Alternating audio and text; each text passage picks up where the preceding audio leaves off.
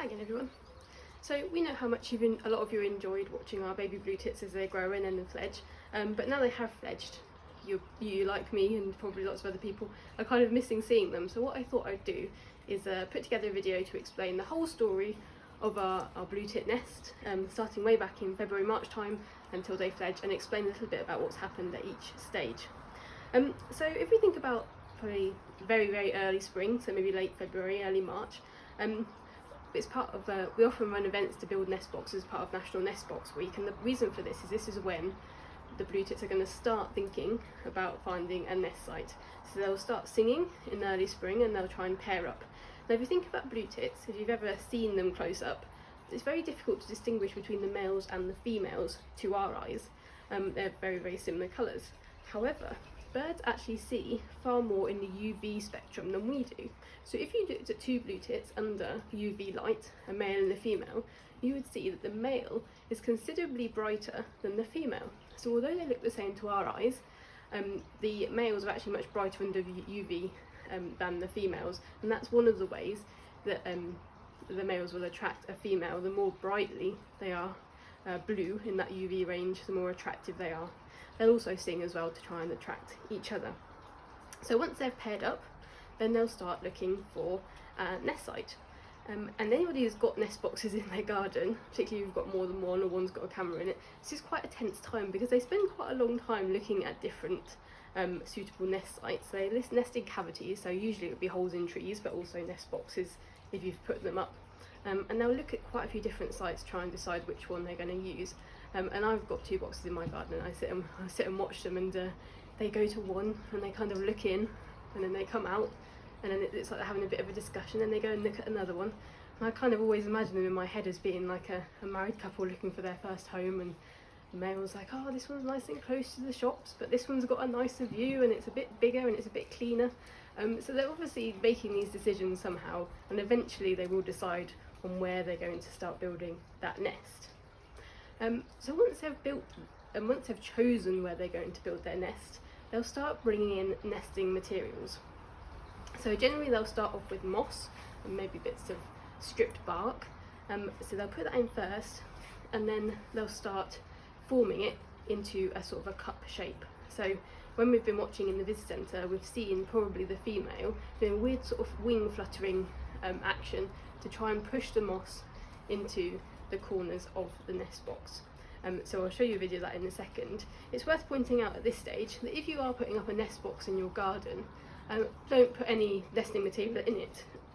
You might think you're helping the birds and making it more attractive for them, but actually they much prefer to bring in their own nesting materials. They're quite picky, so if you do put nesting material in there, they'll probably just drag it out. So it's best just have an empty box and let them choose and bring what they want into it.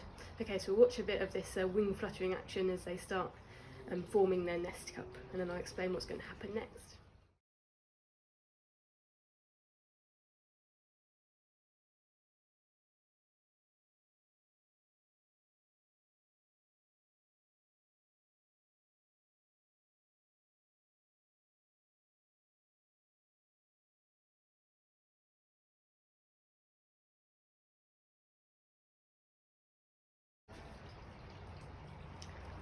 Okay, so the male and the female will keep bringing in nesting materials, mainly moss, but also bits of grass and hay, and until it's sort of quite full, the box, and then they'll start to form this cup in the middle. So it's quite a deep cup, and that's where the eggs are going to be laid. And then once the sort of the moss shape is done, they'll start lining that with much softer materials like feather and down, so make it nice and soft and warm for the eggs to be laid in. So then the female will start laying eggs, and in our box this was sort of mid-April time. So they can lay up to 16 eggs, I think is the record, but generally they lay sort of between 7 and 10. In our box we had 11 this year, last year we had 13, but generally we find it's sort of, between 7 and 10. And the female will lay an egg each day once she's started, but she won't start sitting on them and incubating them until the last one, or almost the last one, has been laid. And this is because blue tits hatch their eggs synchronously. So as soon as you start incubating an egg, it will start to develop. And if she started sitting on and incubating the eggs right at the start, the first egg would hatch way before the last one.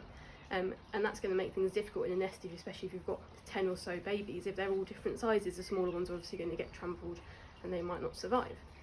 So this is called synchronous hatching, so she won't start incubating until the last or almost the last egg has been laid. However, in other birds, you do get asynchronous hatching, and particularly in owls, what they'll do, they have much smaller clutches, and they'll start incubating as soon as the first egg is laid, which means that this egg will hatch much earlier than the other eggs, and you'll end up with babies of 3 different sizes or so many different sizes. And there's a reason for this. So if it's a really good year and there's lots of food, the parents should be able to find enough food to feed all of the chicks, so it doesn't matter if they're a bit different in size, they should all survive. However, if it's a bad year and there's not much food around, then that larger chick is going to get more of it, and then that's going to be strong and healthy, and probably the smaller ones that hatch later, they won't get as much food, and they probably will die, and sometimes their siblings actually kill them, which is not very nice. But in the evolutionary point of view, it's better for the parents to have one healthy chick that survives than 3 tiny chicks that all die. So it's a bit harsh, but that does happen in nature, like I say, often in owls. But our blue tits are going to hatch synchronously, so they're all going to hatch roughly the same time, so they've all got a fairly equal chance of making it. So I'll just show you some video now of the eggs appearing in our nest. It's a very exciting time. And yeah, like I say, I think we had 11 eggs this year.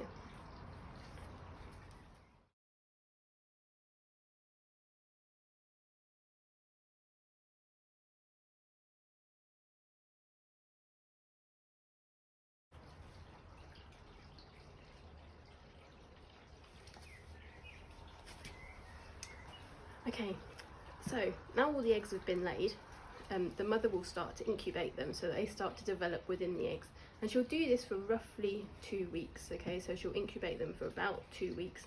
She's not on there all the time, she will leave to go and feed, but she'll spend a lot of time keeping them nice and warm.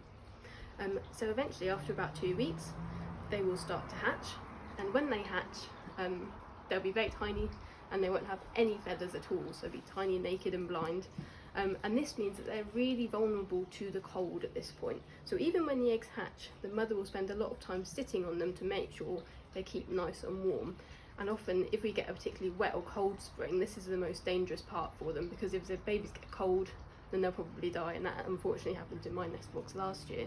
But this year it's been quite warm, so that didn't happen, luckily. And the mother spent so much time sitting on them, keeping them nice and warm. And while she's doing that, the father will come in and bring her food, and also food for the youngsters.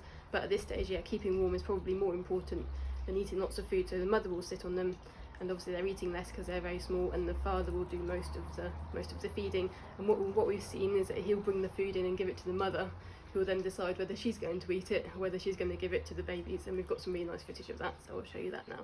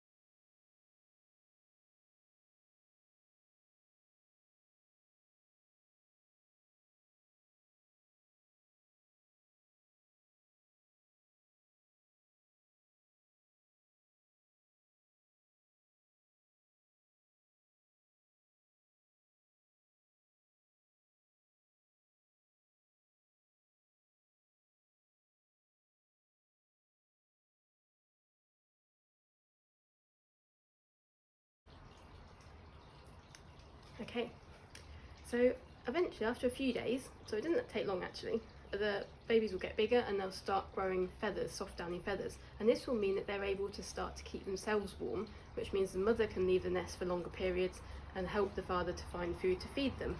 So they're still very small and blind at this point, but you'll start to see them getting quite a downy covering of feathers. And yeah, the parents will go out and bring the food back to them. The mother will still sit on them for a while, for sort of 10-15 minutes each day, sort of periods throughout the day, to make sure they're not getting cold, particularly if the weather's cold and wet. But they'll spend more and more time go out of the nest looking for food to bring back in to feed them. So I'll show you some video of that now.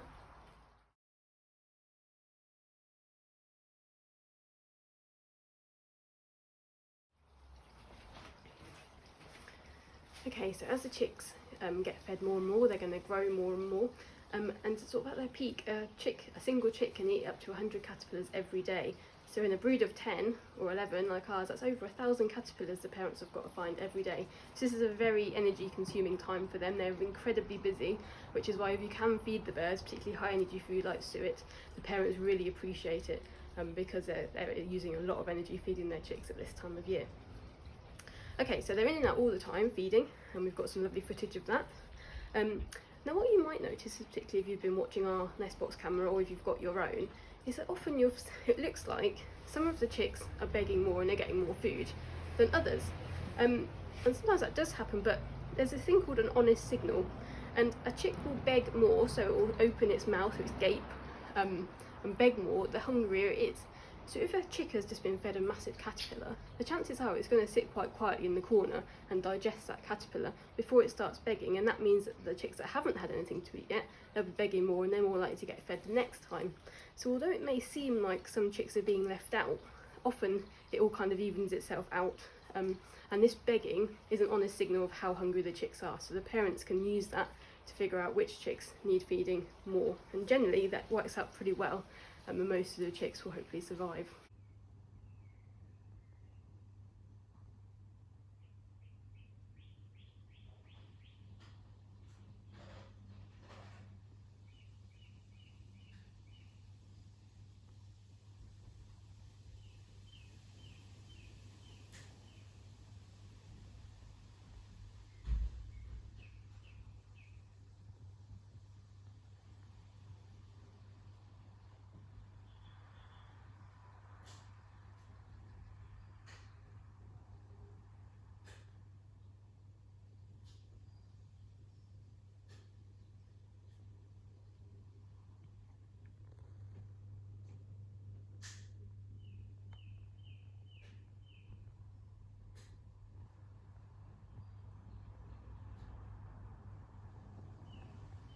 So yeah, they're bringing in these food all the time, these caterpillars. Sometimes the caterpillars seem like they're perhaps too big for the baby, and we've got some good footage of that, which I'll show you now.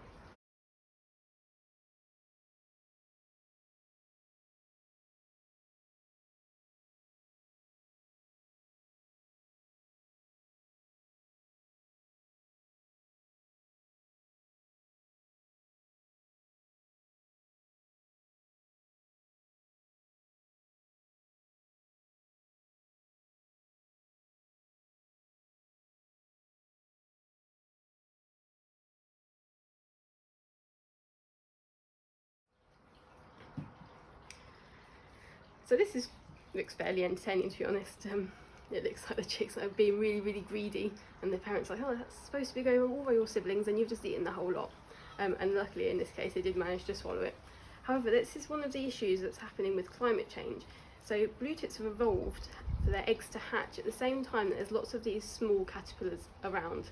But because of climate change and things are getting out of sync, it's possible that the eggs are hatching when the caterpillars are already much bigger, and if the caterpillars are too big to feed to the babies, that's going to cause a problem, and either they're going to choke or they're going to starve. So it's these very fine balances which have evolved over a long, long period of time, which are potentially being threatened by climate change and our seasons getting all out of sync. So luckily in this case, like I say, it managed to swallow this huge caterpillar and it was fine, and it was probably pretty full for at least a couple of hours. But it could cause a problem generally if that sort of becomes out of sync. Okay, so our chicks are getting bigger and bigger, and you'll start to see that they get like these little spikes appearing on their wings, and these are called pins. And this is their wing feathers, so their flight feathers, which are starting to grow, but they're actually encased in this waxy sheath. And after, if you watch over the days, that waxy sheath starts to disappear, and it goes from the ends first. So what you end up with is a pin with a bit of feather sticking out the end, and then So we call that feathers short, and then as more of that waxy sheath falls off, you end up with the full feather until you've got your full wing with all your flight feathers. And by the time you get to that stage, the chicks are nearing the point at which they're going to fledge. And then you'll start flapping, you'll see them start fluttering in the nest to try and build up the strength in their wing muscles. So I'll show you a bit of a video of that now.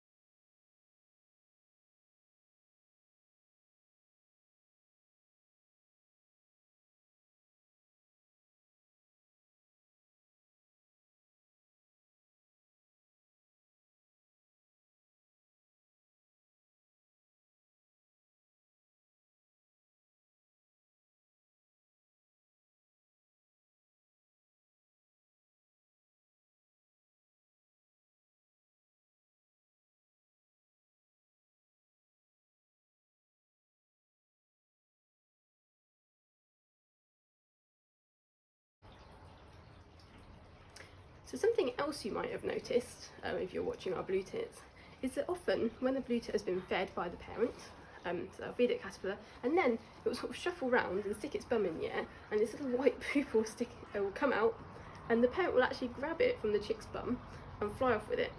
So what this chick is producing is called a fecal sac, and conveniently it's basically pre-packaging its poo so that the parent can take it away and remove it so that the nest doesn't get all dirty and soiled. And so it's a very clever system. It looks a bit gross when you first see it, but it's a very clever way that's evolved to stop the nest getting all nasty, so it means that the parent can keep the nest nice and clean, can take away that poop and drop it somewhere away from the nest. So I've got some good footage of that which I'll show you now.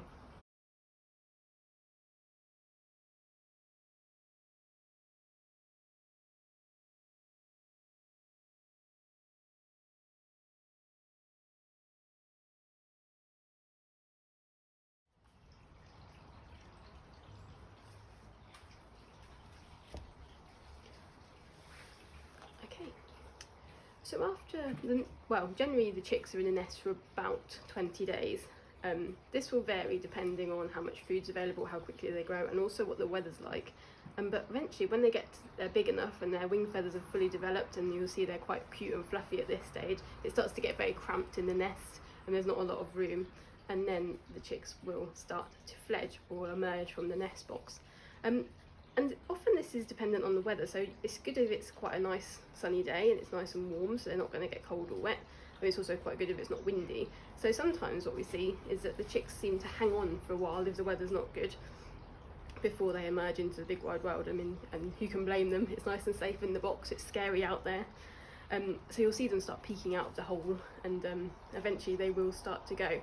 Last year, it took over a week for all of the chicks to fledge, so there was a couple that kind of wanted to stay in the nest box for longer than the others, and generally you'll find that the chicks that hatch first are slightly bigger, or the ones that maybe had slightly more food, they'll go, which means that the ones that are left in the box then get a bit more food, they sort of boost their strength until they can go. So all our chicks this year fledged over just a couple of days. Like I say, last year it was over a week. but we've had really nice weather recently, so yep, they're all gone now, and so they're out in the big wide world.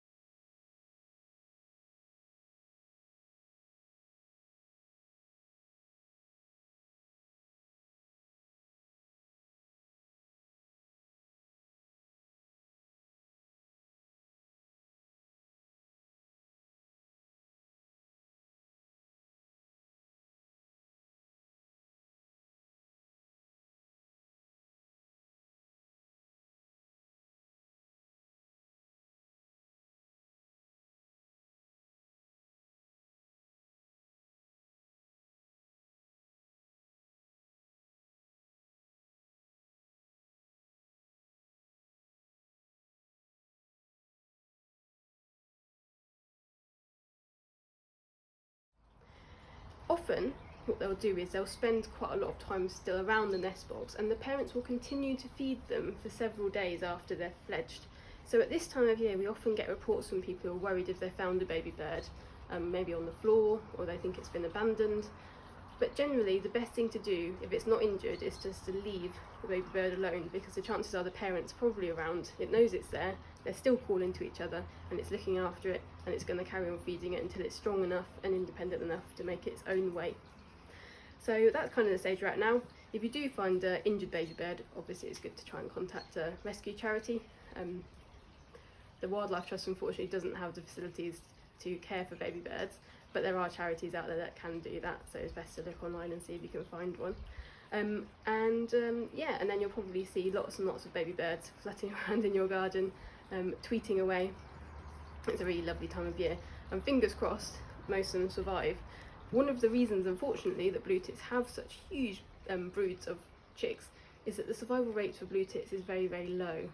So although they can live sort of 5 or 6 years, most of them only live a couple of years because they've got so many predators and they're so reliant on how much food's available. So the reason they have so many in a brood is because the chances are some of them won't survive. But fingers crossed, we'll see some of our blue tits around the nature reserve in the coming months and years, and most of them will survive and they'll find plenty of food, and then next year they'll have their own chicks and it will start all over again. So I hope you've enjoyed watching our blue tits in the nest box and in them wetlands, and I hope you've enjoyed this little explanation, and fingers crossed we'll see the same again next year. Okay, thanks for joining me, we'll see you again next time.